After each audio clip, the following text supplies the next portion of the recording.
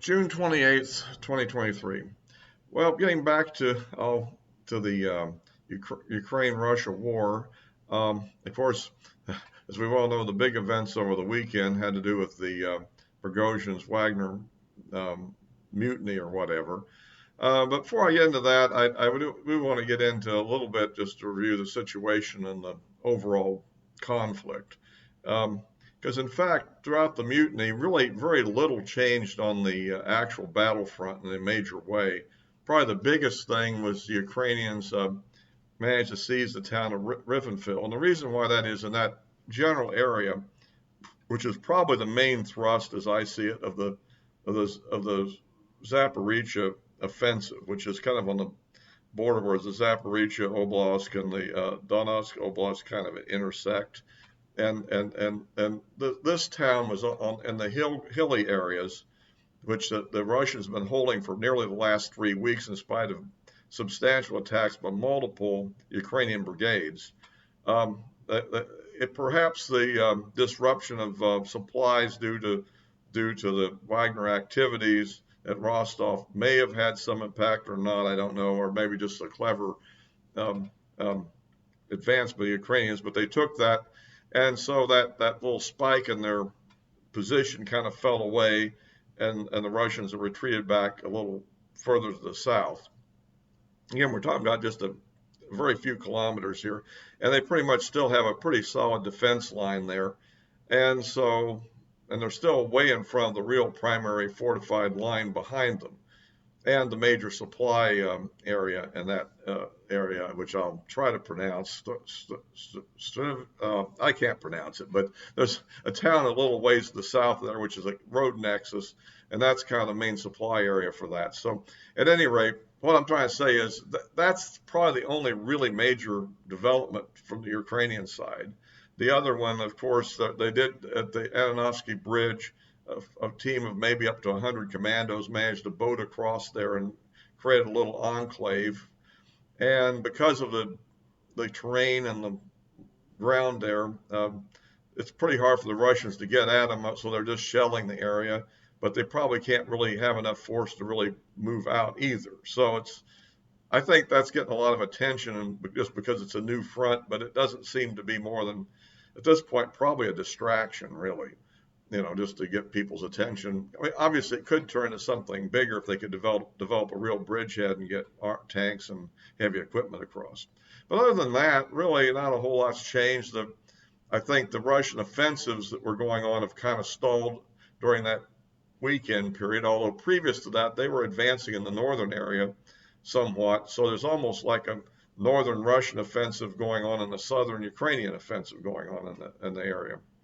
So anyhow, so I'll then kind of move on to a few comments about the so-called coup, or whatever you want to call it. By the way, if you like these videos, you can give me a like, and I appreciate that. And if you haven't subscribed already, that would be very welcome.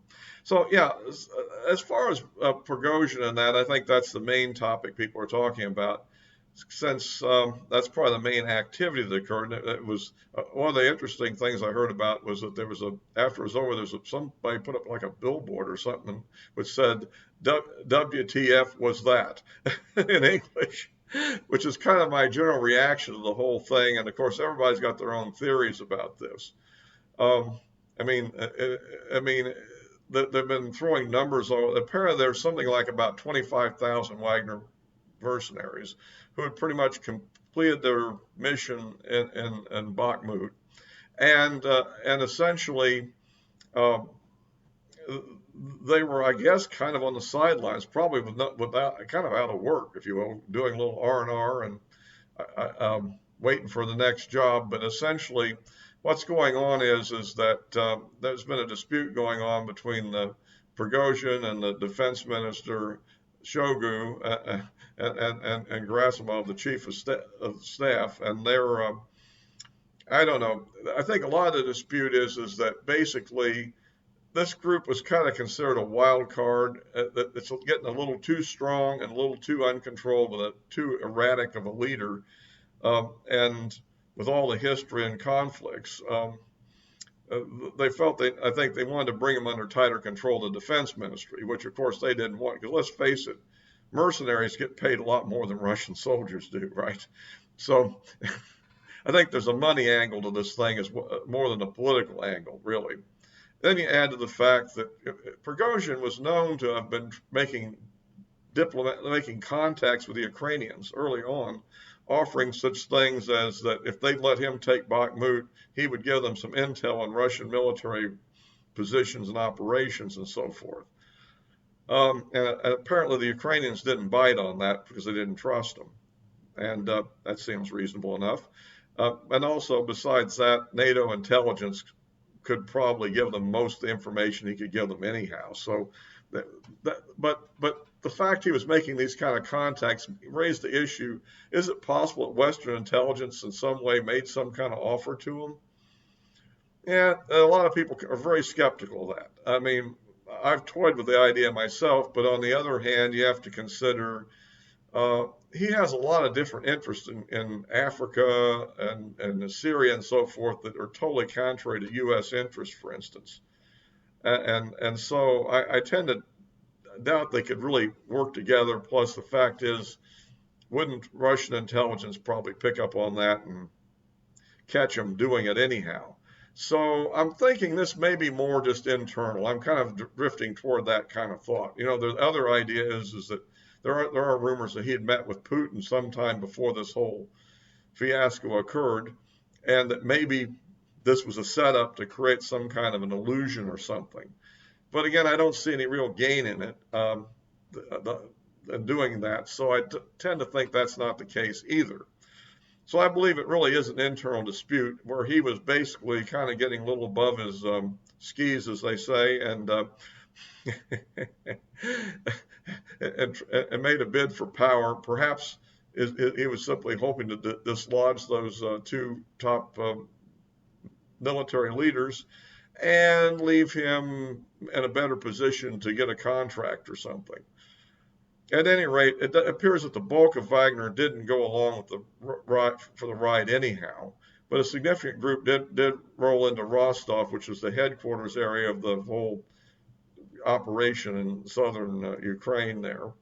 And although he didn't attack anybody in that part of the operation, another group led by one of his apparently more militant subordinates had a group of varying estimates. I've heard as high as 4,000 and as low as maybe 1,500 troops driving up the road to Moscow in order to prevent some kind of a threat that was going to really overturn the regime or something, allegedly. But it didn't seem like it had enough things. I mean, people make a lot of the fact that there wasn't a lot of opposition at Rostov, but I think it was kind of unexplained. And, you know, you're talking in the rear echelon where major combat troops just aren't.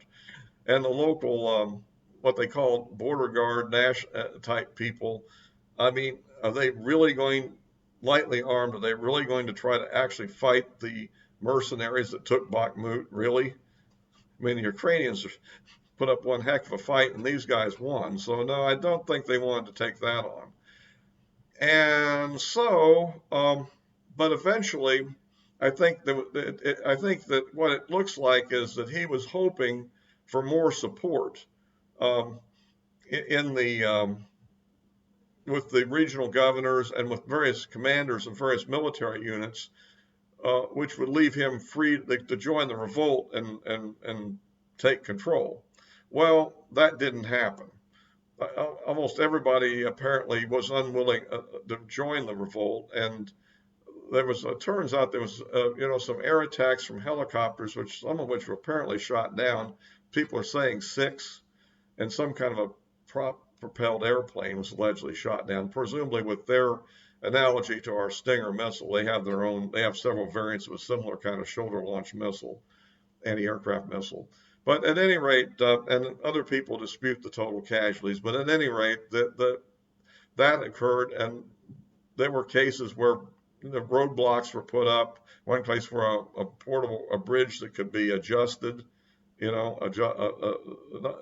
was moved so they couldn't cross it, and they then moved to other routes and so forth. But eventually, the Lukashenko, the president of Belarus, got involved, perhaps at the behest of Putin, and negotiated a deal uh, in which the Prigozhin would go into exile in Belarus in return for not being pursued by Putin. And there's a dispute on whether his legal charges of insurrection are really dropped or not. I think that's still a bit of a dispute, but apparently there's no effort to extradite him at the moment, and I don't think there will be that. Um, I don't think they want him back in Russia, put it that way. If they want something to happen to him, it'll be of a different nature than an extradition, I think.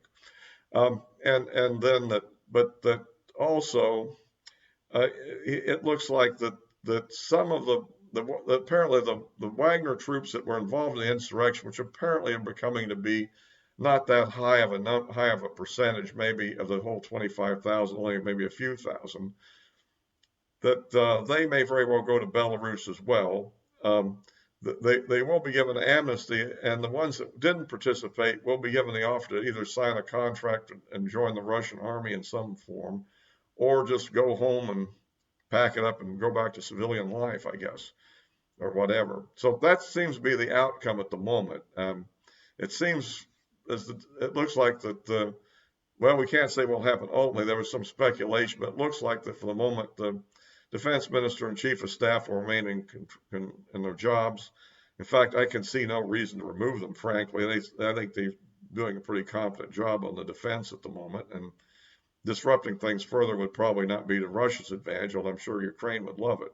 So that's kind of the situation. Supposedly they are going to have camps built for the ones that leave Russian space, if you will, that is occupied or sovereign, and go to Belarus. And since Wagner, has this whole international footprint in Africa and Syria, and obviously the Russian government wants to continue that. It's going to be kind of interesting. It looks like maybe Prigozhin will still be allowed to operate with his new headquarters being in Belarus, and may still be paid by various countries. Apparently China hires some of them too, and mainly Russia and maybe the host countries. The local potentate will hire them as enforcers or whatever they need. So that seems to be kind of what their fate will be for the moment.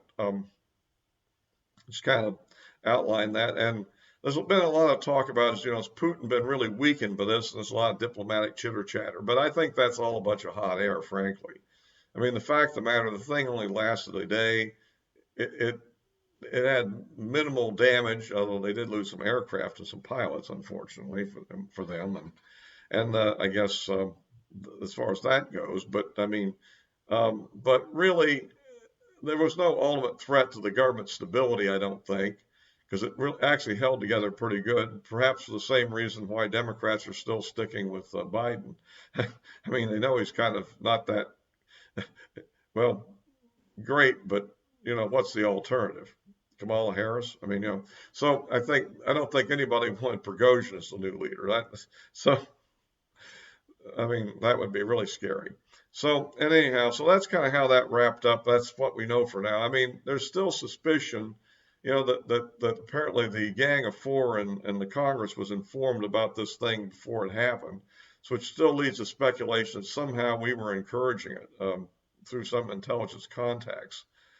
But who knows? I mean, one commentator made the comment, if he's still alive in a few months or whatever, then it probably didn't do that. And if he isn't still alive, maybe he did. Who knows? That's kind of the wrap on that one. But it definitely got everybody going, and I guess it created a little bit of encouragement in Ukraine for a brief period of time. But other than the Riflefil attack, I don't think they were able to do much during that period with it. So anyway, that's kind of where we are on that situation. I would think that things will stabilize for now. And as I say, the actual progress Ukraine has made is still relatively small. And I would tend to think, based on everything I see, that since they're on the attack and are under heavy artillery and air counterstrikes, that I would tend to think that the casualty ratio is fairly much in favor of the Russians. That is, that there's probably at least a 3-to-1 casualty ratio on the Ukrainian forces over Russian, maybe even more severe. I mean, some people like Colonel McGregor says it's really high, like 10-to-1, but I think people can exaggerate that. But it's certainly enough that we wonder, can they really maintain this for too long? So, but they probably are going to maintain it at least until the NATO summit, I would say. Everybody seems to think that that's part of it, is to show strong effort in order to get more support and presumably more weapons from the various NATO countries, and primarily the U.S., of course. So that's kind of it. The only other scary thing on the agenda that I could bring up, which isn't too reassuring, is that one of the kind of equivalent of the Russian think tank type individuals, as we have those too, who presumably is respected in the ruling establishment over there, has been throwing out the idea that if this drags on too long, Russia is going to need to launch a nuclear attack on a NATO country, perhaps a city in a NATO country, to show kind of basically to shake up this whole thing, with the belief that the U.S. would fail to effectively retaliate for simply fear of actually having the home country, the United States, being attacked. I don't know how serious this guy's taken it, whether this is just a propaganda statement. To me, that sounds pretty mad, actually. At least unless NATO actually openly entered the combat with its powerful air forces. Which, I mean, that is, would be the one scenario where I think that is possible, as I've discussed in previous videos. But to do that just to attack a city, I think this seems like it would be a very just dangerous and crazy thing to do. So I don't believe that's going to happen. Like I said, that probably is propaganda, but I just bring that up that I've heard that, and I don't take it as seriously as some people do. But we do have to remember that we are dealing with a country, and we're saying we're trying to bring down their government. And when we say things like that, they might take it very seriously. So anyway, I'll be wrapping this up for now, and I'll be, of course, posting this on the Rumble, and of course the addresses of my social media accounts are in the description below. And by the way, when developments happen are important, you can check particularly on Twitter. I'll put some tweets that are relevant to it. I did during this series of events in the past few days, so you can look at those there if you haven't already. And that'll be all for now. Until next time.